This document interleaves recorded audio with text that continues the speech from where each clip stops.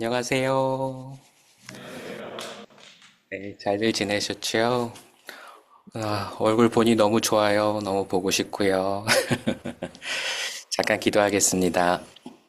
사랑의 하나님, 우리는 나그네입니다. 고향을 멀리하고 이 타향 땅에 와서 살아가는 많은 이유가 있지만 그 많은 이유보다도 우리가 하나님의 은혜를 받아야 될 이유가 더 많음을 주님 앞에 고백합니다. 오늘도 우리를 붙들어 주시고 그 은혜 안에 우리의 모든 삶이 다시 회복이 되어서 하나님의 은사와 능력을 온전히 누리며 살아가는 하나님의 아들답게 하여 주옵소서. 감사드리며 예수 그리스도의 이름으로 간절히 기도하옵나이다. 아멘. 어, 일단 공유부터 할게요.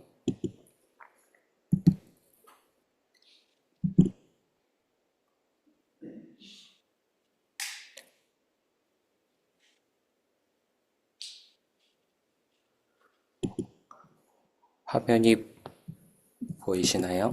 네.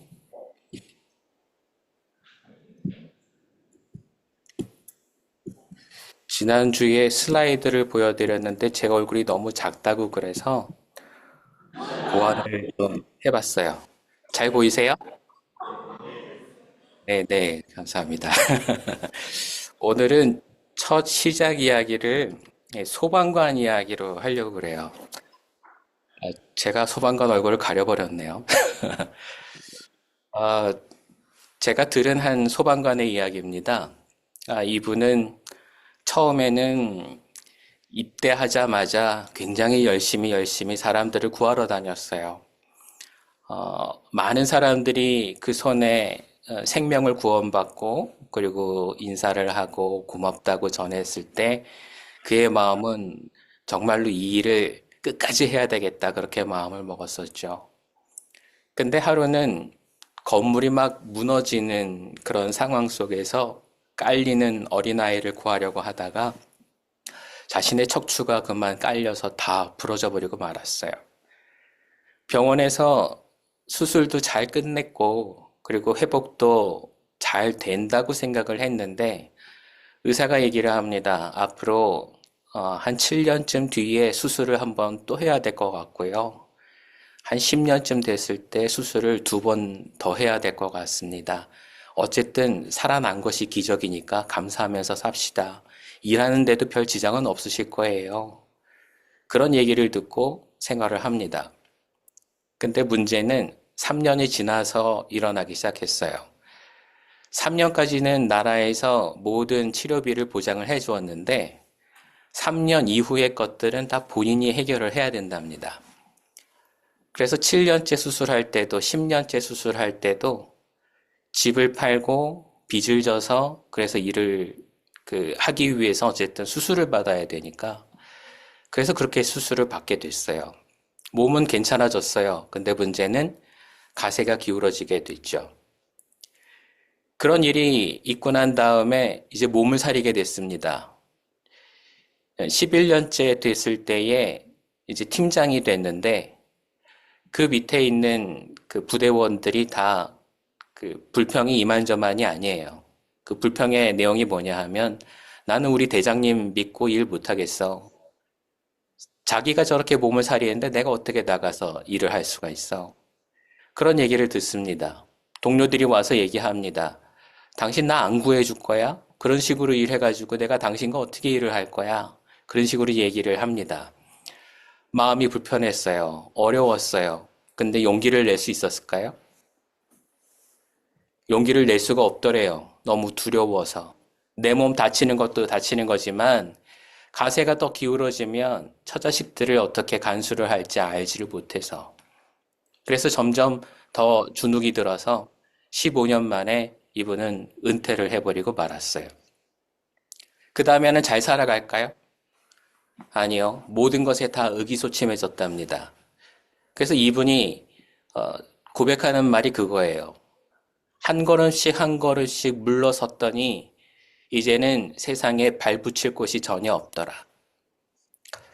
왜 이 얘기를 하는가 하면은요, 오늘 이 아브라함의 이야기를 하기 전에 두려움이란 이야기를 해야 됩니다. 지난주에 우리가 아브라함이 나가서 조카를 위해서 전쟁을 치르고 온 것을 우리는 얘기를 했죠. 그때는 조카의 일이니까 무조건 나가야 된다고 생각했을 거예요. 그리고 나가서 전쟁을 치르고 왔는데, 치르고 온 다음에 느낌이 좀 다릅니다. 가족들이 다 반겨 맞으면서 하는 얘기가, 아, 이번에는 어떻게 살아왔지만 다음에는 또 기약할 수 없으니 다시는 나가지 마세요. 라고 얘기를 합니다. 그리고 나가서 싸우는 동안 자기보다 힘센 사람들이 이 땅에 얼마나 많이 살고 있는지를 확인하게 됐어요. 다음에 또 나가면 이 전쟁을 이길 수가 없겠구나. 이런 생각을 하면서 말이죠. 그래서 결국에는 우리 아브라함은 그 믿음의 조상이었던 사람이 겁을 집어먹고 두려움에 휩싸이게 됐습니다. 어떤 두려움을 가지게 됐을까요? 이대로라면 내가 여기 계속 잘 적응해서 살아갈 수 있을까? 어쩌면 지금 우리와 비슷한 생각이지 않았을까요? 근데 바로 그때 하나님이 찾아오십니다. 우리가 읽지는 않았지만 15장의 1절 말씀이 이렇게 시작이 돼요. 어, 한번 같이 읽어볼까요?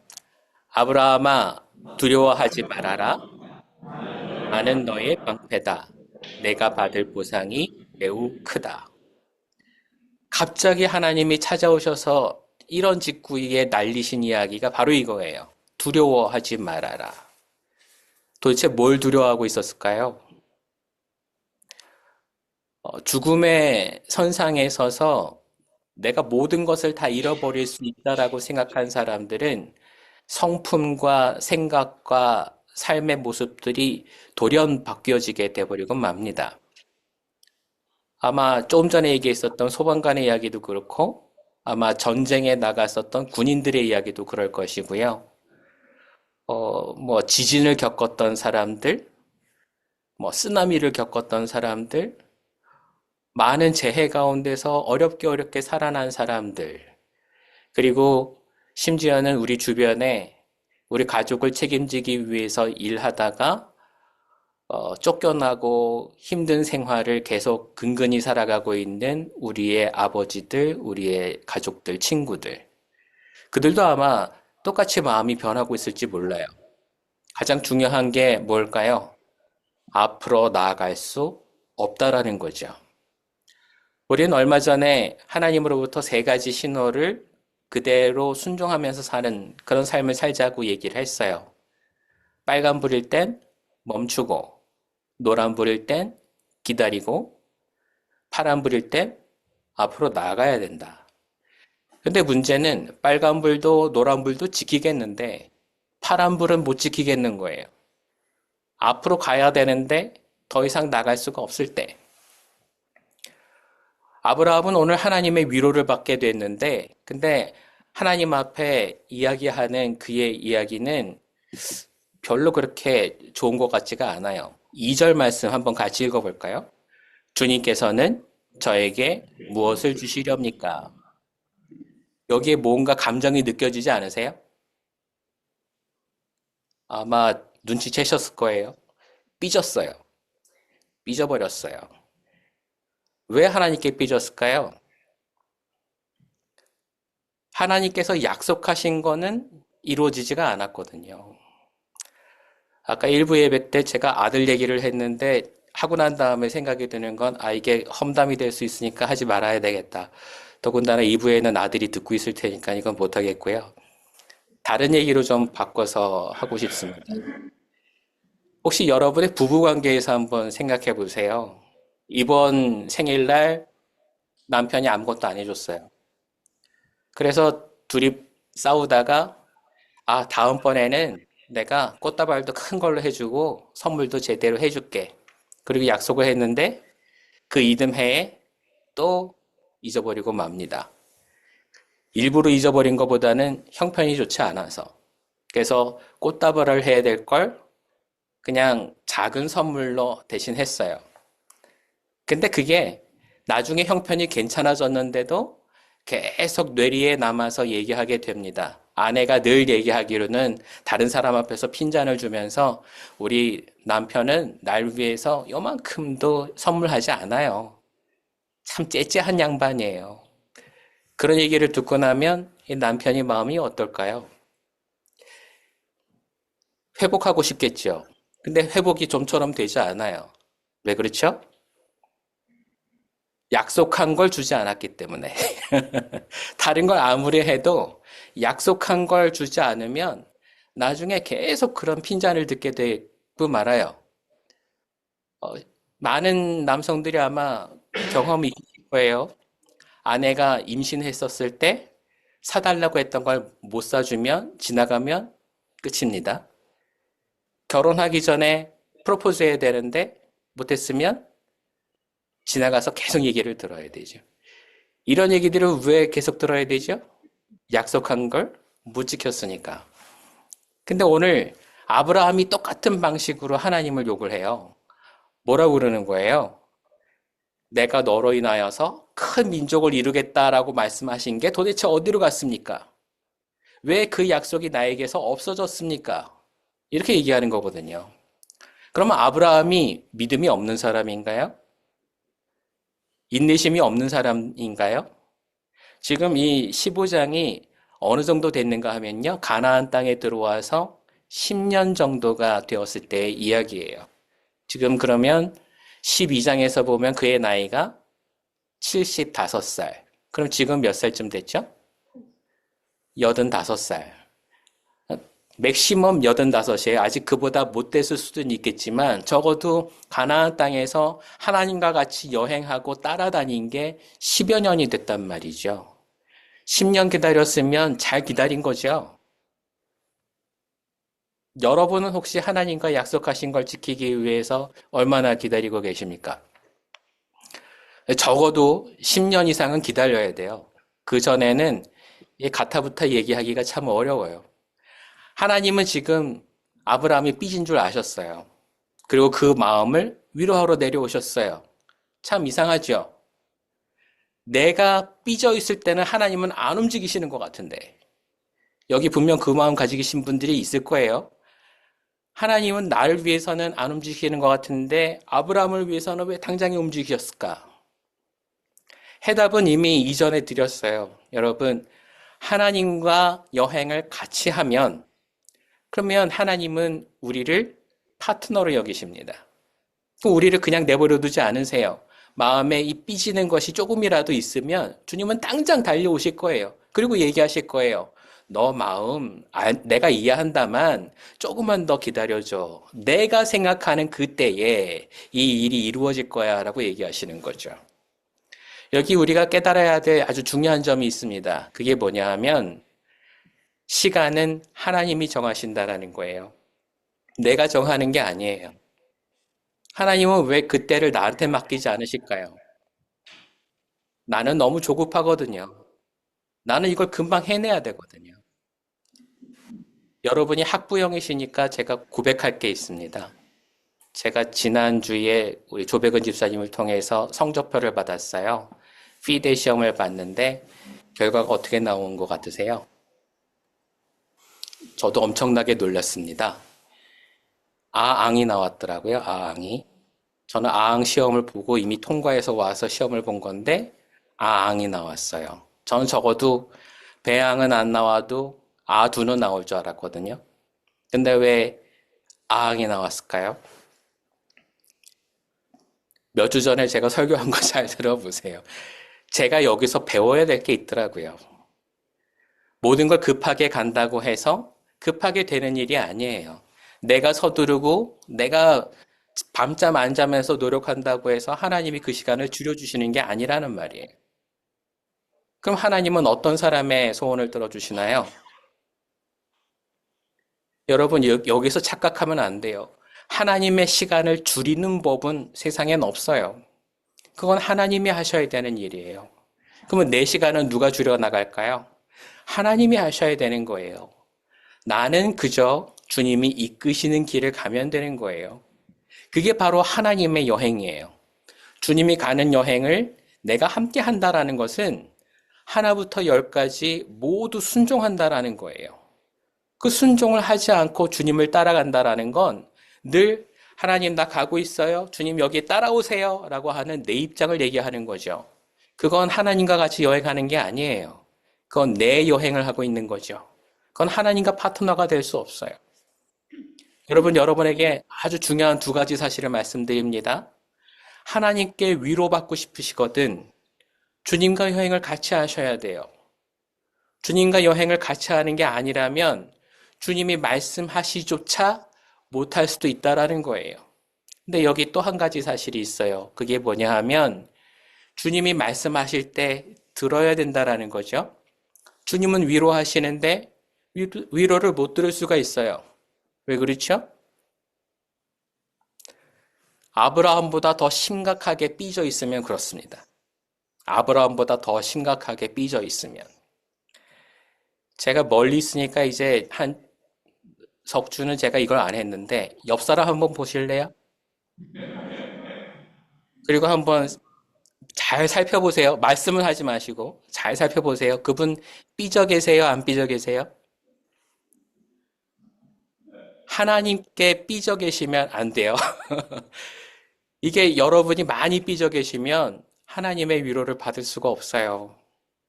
삐져 있다라는 가장 큰 어려운 사실이 뭔지 아세요? 그 뒤에는 두려움이 있거든요. 이 두려움은 뭐냐 하면 하나님이 날 도와주시지 않으면 어쩌지? 이 길을 가고 있는데 내가 실패하면 어쩌지? 하나님이 힘이 없으시면 어쩌지? 하나님이 나와 함께 하신다 하더라도 내가 이 일을 이루지 못하면 어쩌지? 그 모든 어쩌지라는 마음에는요, 끝에는 하나님을 믿지 못하는 마음이 있는 거예요. 삐진 마음의 뒤에는 불신앙이 있는 거예요. 거긴 기대가 없고 소망이 없어요. 근데 어떻게 감사할 수 있어요? 소망이 없는데 어떻게 하나님을 바라볼 수 있어요? 하나님으로부터 들을 수 있는 귀를 닫아버렸는데 내가 그 위로를 어떻게 받을 수 있습니까? 불가능한 거죠. 여러분 이거 잘 생각하세요. 나는 큰 죄를 저지르지 않았다고 생각하지만 그 불신앙에 사로잡혀서 하나님에 대한 방향을 바꾸어 버리는 순간 나는 주님의 위로를 받을 수 없게 되어버리고 맙니다. 부디 주님의 은혜를 받을 수 있는 분이 되시기를 바랍니다. 주님과 끝까지 여행을 같이 하십시오. 그리고 주님께로 마음을 돌리세요. 하나님이 말씀하실 때 들을 수 있으려면 여러분의 마음에 하나님을 향한 마음이 있으셔야 돼요. 그건 삐지지 않았다라는 뜻이죠. 화내지 않고 있다라는 뜻이에요. 기다리고 있고 따라가고 있고 순종하고 있을 때에만 이게 가능한 이야기입니다. 하나님은 이 삐진 마음을 달래기 위해서 아브라함을 데리고 별을 보여주시러 바깥에 나가셨어요. 5절 말씀 같이 한번 읽어볼까요? 주님께서 아브라함을 데리고 바깥으로 나가서 말씀하셨다. 하늘을 쳐다보아라. 여러분 누군가를 달래기 위해서 이렇게 애써 보신 적 있으세요?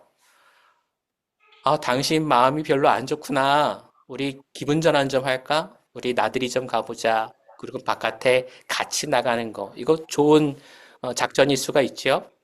여러분 분위기를 바꾸는 게 중요해요. 그러기 위해선 별을 좀 봐야 되거든요. 차가운 공기를 맛보고 정신을 차려야 그래야 하나님의 목소리가 무엇인지 알아들을 수가 있어요. 여러분, 우리도 이게 상황을 바꿔야 돼요. 신앙을 정진하던 모습에서 뭔가 자꾸 힘을 잃어가고 있다면 여러분의 삶의 방향을 바꾸세요. 분위기를 전환하세요. 연말이면 어느 교회나 당하는 일들이 있습니다. 봉사자들이 다 지쳐버리고 말아요. 왜 지쳤을까요? 첫째, 칭찬을 못 들었거든요. 둘째, 삐져 있거든요. 아, 이거 대단한 원리예요. 이게 삐진다라는 거는요, 그건 어떻게 되돌이킬 수 있는 방향이 없어요. 그 사람이 마음을 바꾸려면 일단 뭘 해야 될까요? 삐진 마음을 되돌이켜야 됩니다. 그러지 않고서는 대화가 통하지를 않아요. 봉사하는 사람들도 삐진 경우가 참 많아요. 여러분, 저도 목사지만 목회를 하면서 정말 힘든 적이 있었어요. 저한테 공황장애가 온 적이 있었거든요. 저도 공황장애를 한 3년 고생을 했는데 가장 큰 원인이 뭐였는가 하면 교인들이 날 싫어한다라고 확신하게 됐을 때, 교인들이 더 이상 내가 하는 이야기에 대해서 하나님의 말씀으로 받아들이지 않는다고 생각이 됐을 때, 그때 공황장애가 오기 시작을 했어요. 내가 전하는 말씀이 아무런 효험이 없다라는 거 생각할 때마다 내 마음에 한 가지 또 다른 비수가 꽂히기 시작했는데 그게 뭐냐 하면 저 사람들은 날 싫어해. 이 마음이 제 마음을 찌르기 시작을 하더라고요. 상황이 어떻게 됐을까요? 점점 더 안 좋아졌어요. 관계가 더 벌어지게 됐어요. 그 안에서 제가 받는 상처가 어느 정도 있는가 하면은요, 강단에 서서 설교를 해야 되는데 손에도 땀이 흐르지요. 발에도 땀이 흐릅니다. 온몸은 젖어 들어가는데 입이 떨어지지가 않아요. 입을 벌리려고 하면 손이 먼저 떨려요. 앞이 뿌옇게 보이고 앞이 잘 안 보여요. 누가 앉아 있는지조차 확인이 안 되는 정도예요. 거기서 설교를 어떻게 하죠? 그래서 여러분, 40분 설교하기 위해서 그 전에 2시간 전부터 기도를 하지 않으면 그러면 설교를 할 수가 없을 때가 있었어요. 그걸 3년을 했어요. 그걸 3년을 했는데 3년이 지나고 조금씩 제 안에서 회복되어 나가는 시점이 있었어요. 근데 그 시점에 제 마음이 뭐가 달라졌는가 하면 바로 이거였어요. 아, 내가 저 사람들을 싫어한다라고 확신을 하고 있는데 관계가 어떻게 가까워질 수가 있어? 이걸 바꾸려면 내가 먼저 강한 마음을 먹어야 돼. 내가 더 다가가야 돼. 멀어지면 멀어질수록 오해할 뿐이야. 이걸 회복하지 않으면 우리는 계속 멀어질 수밖에 없어. 조금씩 더 용기를 내자. 여러분, 제 마음이 떨리는 게 작아졌을까요? 땀나는 게 작아졌을까요? 앞이 안 보이는 게 더 잘 보이게 됐을까요? 아니요. 상황은 점점 더 악화됐지만 마음은 강하게 먹었어요. 그리고 다가가길 바랬고, 기도했고, 그리고 담대하게 전했어요. 시간이 지나서 어떻게 됐을까요? 저는 다시 이전보다 더 큰 은혜를 가지고 강단에 설 수 있는 목사가 됐어요. 여러분, 이건 제 경험담이에요. 불안감, 두려움, 괴로움, 이걸 이겨낼 수 있는 방법은요, 맞서서 싸우는 거 말고는 방법이 없어요. 내 마음이 좀 괜찮아질 때까지 기다리겠지? 아니요, 그런 세상은 오지가 않아요. 분위기를 바꿔야 돼요. 내가 원하지 않는 내 상황의 분위기가 바뀌기를 바라는 게 아니라 내가 내 마음의 분위기를 바꿔야 돼요. 밖으로 나가서 별을 바라봐야 돼요. 하나님의 약속이 얼마나 현실적인 것인지를 바라봐야 돼요. 왜 별을 보게 하셨을까요? 그 별을 하나님이 만드셨거든요. 사람 하나 만드는 게 쉽겠어요? 아니면 별 하나 만드는 게 쉽겠어요? 근데 하나님이 그 별들을 다 만드셨거든요. 그 하나님이 나한테 내 자식을 주신다고 하는데 그게 거짓이지 않다라는 것을 믿는 거죠. 여러분, 그 믿음이 우리에게 필요해요. 그래서 아브라함이 어떻게 이 일들에 대해서 받아들이는가 하면 하나님이 이렇게 말씀하시는 걸 그냥 듣고 받아들였어요. 같이 한번 읽어볼까요? 내가 셀 수 있거든 저 별들을 세어보아라. 너의 자손이 저 별처럼 많아질 것이다. 아멘. 여러분, 하나님이 이렇게 얘기하시면 바로 믿어지나요? 그러면 은혜가 있을 줄 믿습니다. 근데 하나님이 말씀하시는데도 믿지 못한다면 그러면 돌아오기가 힘들어요. 그 마음이 삐진 마음이거든요. 근데 아브라함은 어떻게 했죠? 받아들였어요. 받아들여서 하나님께서 이렇게 얘기하시거든요. 6절 같이 한번 읽어봅니다. 아브라함이 주님을 믿으니 주님께서는 아브라함의 그런 믿음을 의로 여기셨다. 아멘. 여러분, 믿으면 의로 여겨지는 거예요. 하나님은 그동안 있었던 모든 일들 가운데서 마음이 약해지고 유혹받고 힘들어하고 삐졌었던 모든 것들을 다 용서하실 수 있는 분이세요. 그거 가지고 우리를 닥달하지 않으세요. 왜 오늘 야단치지 않으시고 위로하실까요? 우리는 잘못한 건데. 아브라함이 하나님 앞에 야단 맞아도 조금도 이상하지 않을 장면에서 왜 하나님은 아브라함을 야단치지 않으시고 이렇게 위로하시는 걸까요? 이유는 아브라함이 하나님의 파트너이기 때문이에요. 여러분, 길을 같이 가셔야 돼요. 하나님의 여행을 우리가 같이 하는 건 이만큼이나 능력이 있는 일이에요. 여러분이 세상에서 어떤 일을 하든지 세상 사람들이 여러분에 대해서 털끝만큼도 인정해주지 않고 칭찬하지 않는다고 해도 아무런 문제 없어요. 하나님이 여러분을 인정하시면 하나님의 일은 끝까지 여러분을 통해서 이루어질 겁니다. 왜냐하면 여러분이 복의 근원이거든요. 여러분, 오늘 이 말씀을 통해서 은혜 받으시기를 바랍니다. 하나님은 여러분을 놓치지 않으세요. 여러분이 하나님을 꼭 붙잡고 있는 한 결코 하나님은 여러분을 버리실 이유가 없다라는 것을 믿으시기를 바랍니다. 하나님은 여러분과 함께 하고 계세요. 근데 아브라함이 지금 이게 나아졌잖아요. 근데 7절, 우리가 좀 전에 읽었었던 말씀 한번 같이 읽어볼까요? 하나님이 아브라함에게 말씀하셨다. 이거는 PPT가 없고요. 여러분 성경 읽으셔야 돼요. 7절 같이 한번 읽어봅니다. 하나님이 아브라함에게 말씀하셨다. 나는 주다. 너에게 이 땅을 주어서 너의 소유가 되게 하려고 너를 바빌로니아의 우르에서 이끌어 내었다. 하나님께서 지금 우리에게 주시려고 하는 것은 더 큰 약속이에요. 우리는 조그마한 것만을 바라보고 거기에서 실망하게 되면 낙심하고 또 하나님 앞으로부터 삐져 있고 이런 일들이 계속이 되는데 하나님은 그보다 더 큰 걸 바라보게 하세요. 여러분, 세상의 두려움에는 두 가지가 있어요. 하나는 주님을 향한 두려움이 있고 또 다른 것은 그 외의 것들을 향한 두려움이 있어요. 주님을 향한 두려움은 우리에게 생명을 구원하는 힘이 있다고 성경은 이야기합니다. 근데 그게 왜 다른가 하면 하나님을 향한 두려움은 주님을 향한 확신이 있는 두려움이거든요. 근데 우리가 그 외의 두려움들은 뭔가 번잡하고 모호하기 때문에 갖는 두려움이에요. 불확실하기 때문에 갖는 두려움들. 여러분의 미래가 어떻게 될지 몰라서 두려우세요? 여러분의 자녀가 누구랑 결혼할지 몰라서 두려우세요? 여러분의 자녀의 미래가 어떻게 될지 몰라서 두려우십니까? 근데 그 두려움은 하나님을 알지 못하는 사람들이 겪는 두려움이에요. 여러분이 그런 두려움에 휘어잡혀 있으시면 안 돼요. 여러분은 하나님을 향한 분명한 두려움을 가지고 계셔야 돼요.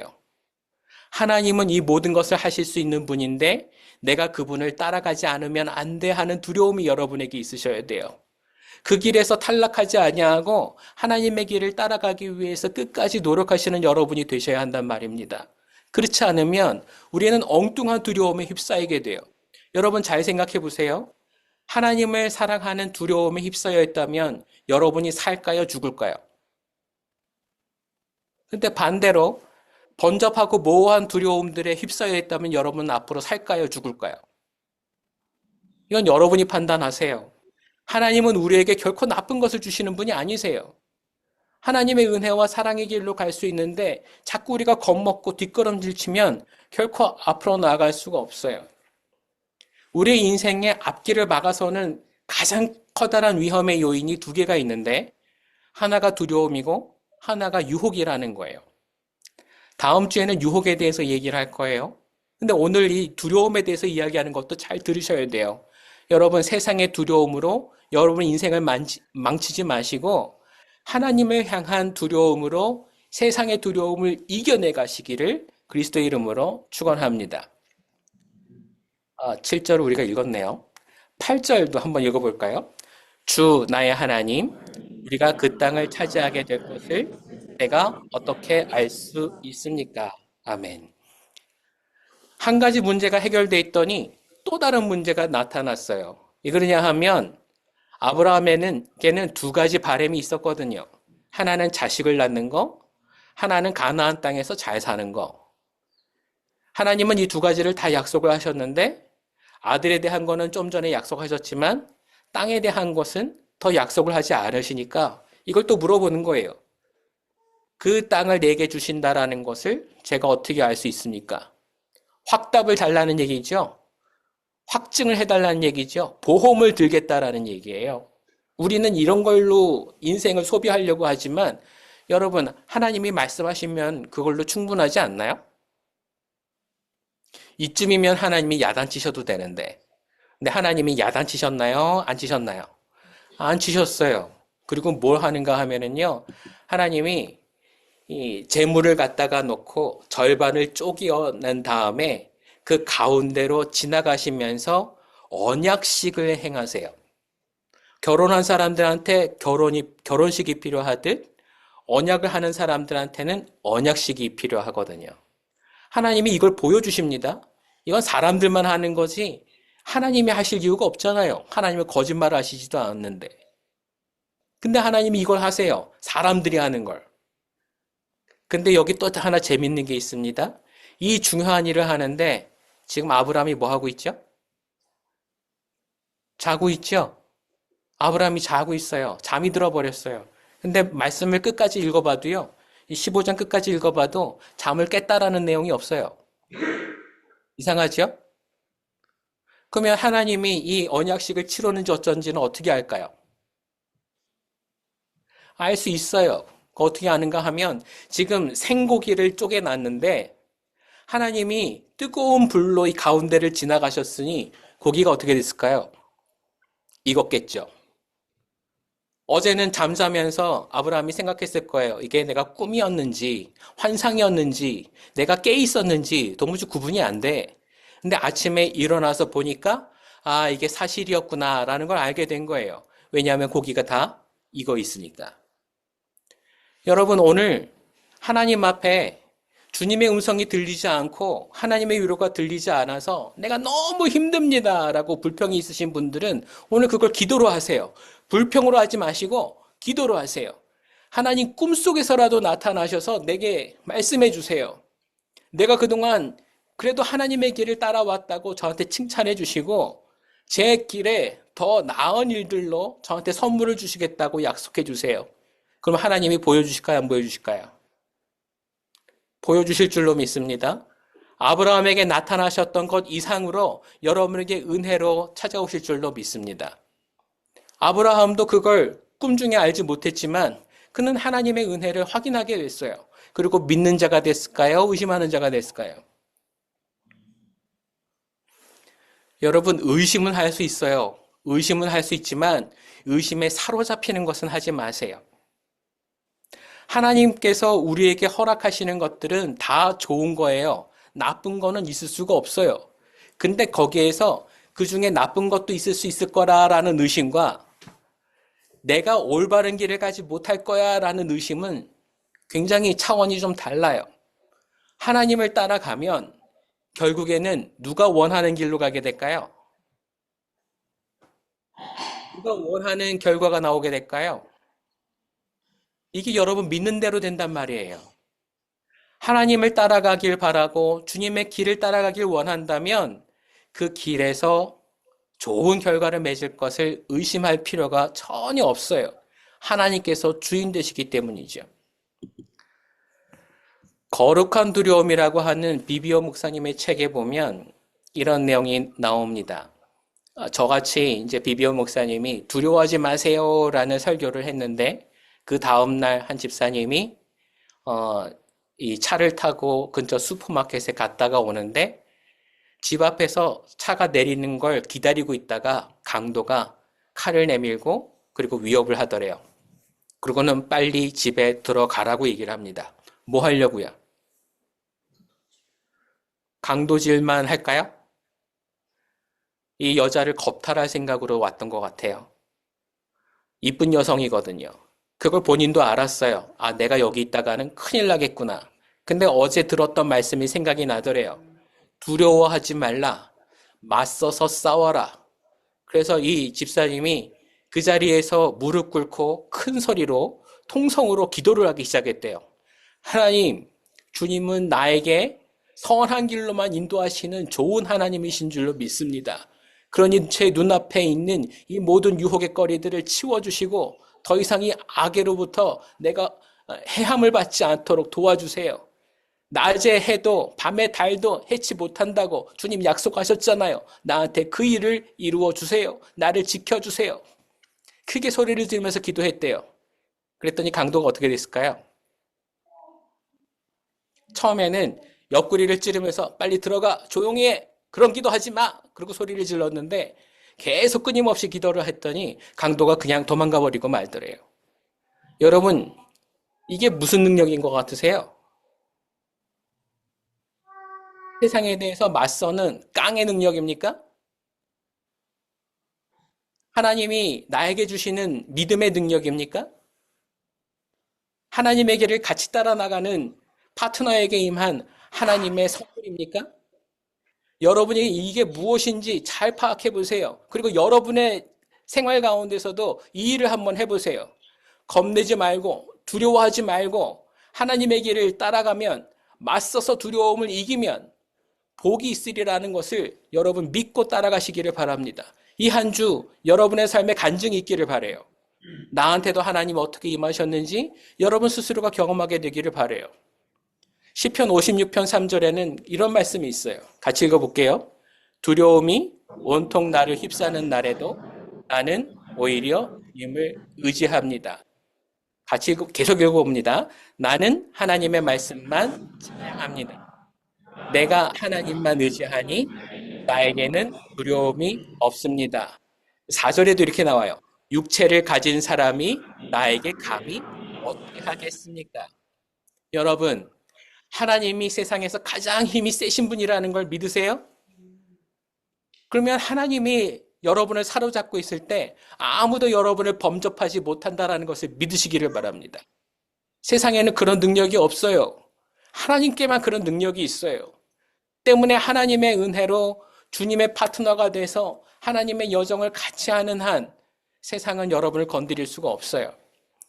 혹시나 여러분의 봉사자들 중에서 이 한 해가 끝나면 내년에는 어디 가든 숨어가지고 혼자 조용히 쉬겠다라고 생각하는 분이 있다면 오늘 말씀 잘 들으세요. 도망가지 마세요. 여러분이 하나님 안에 있을 때만 안전합니다. 다른 데 갔다가는 여러분 큰일 나요. 주님의 품 안에 있으세요. 도망가지 마세요. 주님 앞에 끝까지 있으시는 이것이 바로 은혜의 자리고 기쁨의 자리고 축복의 자리라는 것을 잊지 마세요. 왜 하나님이 아브라함에게 네가 복의 근원이 될 거라고 말씀하셨을까요? 오늘 주님이 얘기하세요. 내가 너의 복이 될 것이다라고. 하나님이 곁에 계시면 우리는 복의 근원이 됩니다. 여러분, 여기가 합당한 자리라는 걸 믿으세요. 여기가 복의 자리라는 걸 믿으세요. 그리고 모든 어려움을 견뎌내시고 하나님 앞에 가까이 나가시는 여러분이 되기를 바랍니다. 오늘 두려움에 대해서 얘기를 했어요. 어떻게 하라고요? 이겨내라고요. 우리의 한계를 다다랐을 때에, 새로운 일을 경험하는 경계를 넘게 됐을 때에 나를 찾아오는 그 모든 두려움들은 전혀 당연하고 자연스러운 것이 아니에요. 그건 세상의 위협일 뿐이에요. 그걸 넘어서는 건 힘이 하나님께만 있어요. 하나님을 의지하고 그 한계를 넘어갔을 때 여러분이 능히 이길 수 있을 것을 믿습니다. 하나님의 이름으로, 주님의 능력으로 이기시는 여러분과 제가 되기를 그리스도의 이름으로 축원합니다. 기도하겠습니다. 사랑의 주님, 오늘도 하나님을 의지합니다. 아브라함처럼 내 삶에 찾아오신 하나님을 의지합니다. 주님의 음성을 들으며 위로와 사랑 속에 우리의 삶이 회복되게 하여 주시고 주님의 권능으로 하나님께 순종하는 기쁨의 길을 걸을 수 있게 도와주시옵소서. 이 한 주도 하나님께 바치기를 원합니다. 우리를 새롭게 하여 주시고 권능으로 채우사 넉넉히 세상을 이기는 자 되게 하여 주시옵소서. 예수 그리스도의 이름으로 간절히 기도하옵나이다. 아멘. 감사합니다.